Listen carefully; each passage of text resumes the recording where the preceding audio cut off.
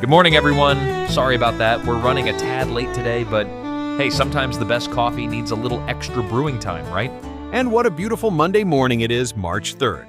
You know, Alex, I actually love these slightly later starts. Gives us more time to really digest what's happening in the world.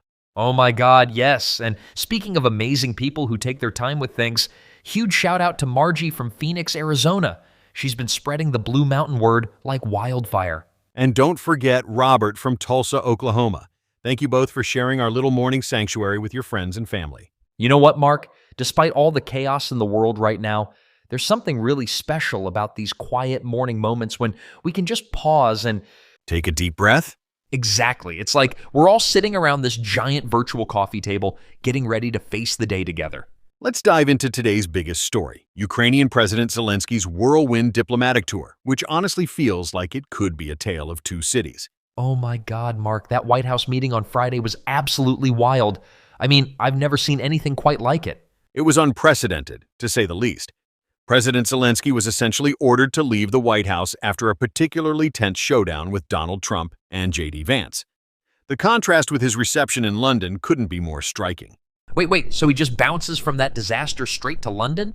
Talk about emotional whiplash. Exactly. In London, it was like night and day. He was personally greeted by the Prime Minister outside Downing Street, had an audience with the King, and received what many are calling a strong show of support from European leaders at Sunday's summit. And I heard Sir Keir Starmer was talking about some kind of coalition of the willing. What's that all about? Well, that's the interesting part. While European leaders are clearly signaling their commitment to defend Ukraine, they're being pretty vague about the specifics. Nobody's really saying who would contribute what.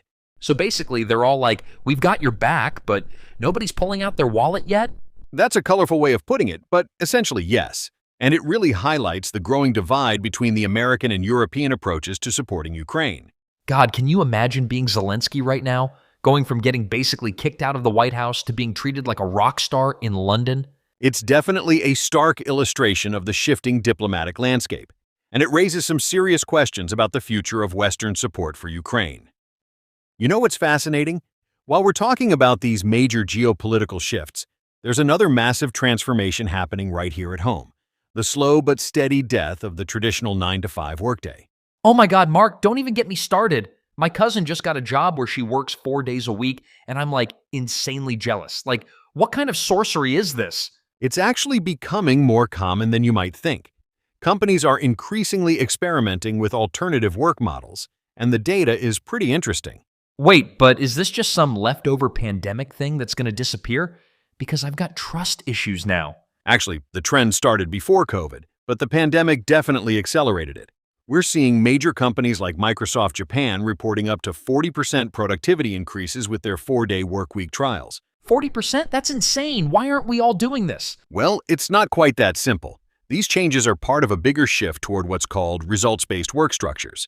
Instead of focusing on time spent at a desk, companies are looking more at what actually gets done. Oh, like my friend Sarah. She has this weird setup where she works like super early some days and then takes random Wednesday afternoons off, but nobody cares because she gets everything done. Exactly. It's about flexibility and outcomes rather than rigid schedules. But here's what's really interesting. It's not just about working less, it's about working differently. Different how? Because different could be good or terrifying. And I need to know which one we're dealing with here. Think of it this way. Companies are starting to realize that peak productivity hours vary for different people. Some folks are morning warriors, others hit their stride in the afternoon. The key is matching work schedules to natural productivity patterns. But what about all those bosses who are like, if I can't see you, you're not working? That's actually one of the biggest hurdles. There's still this deeply ingrained cultural belief that presence equals productivity. But the data is increasingly showing that's just not true. Oh, like how I do my best work at 2 a.m. while eating cold pizza?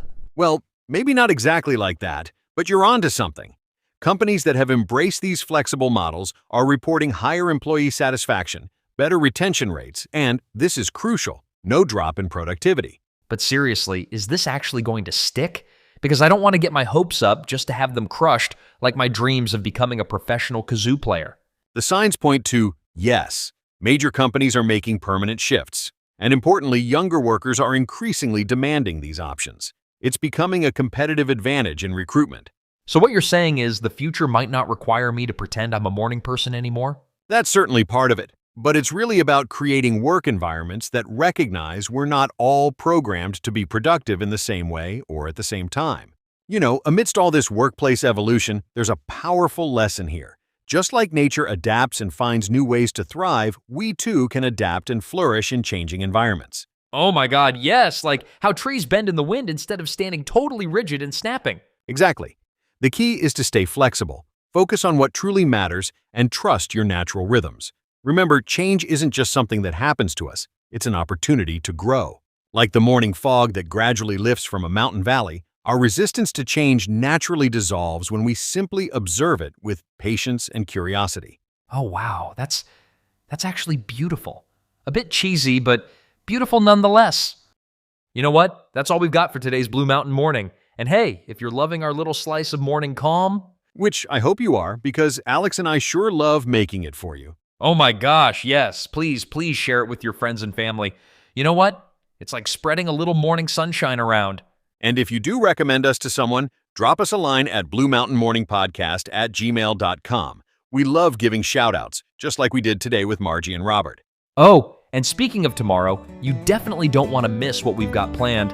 It's going to be, well, you'll just have to tune in to find out. Until then, stay grounded, friends.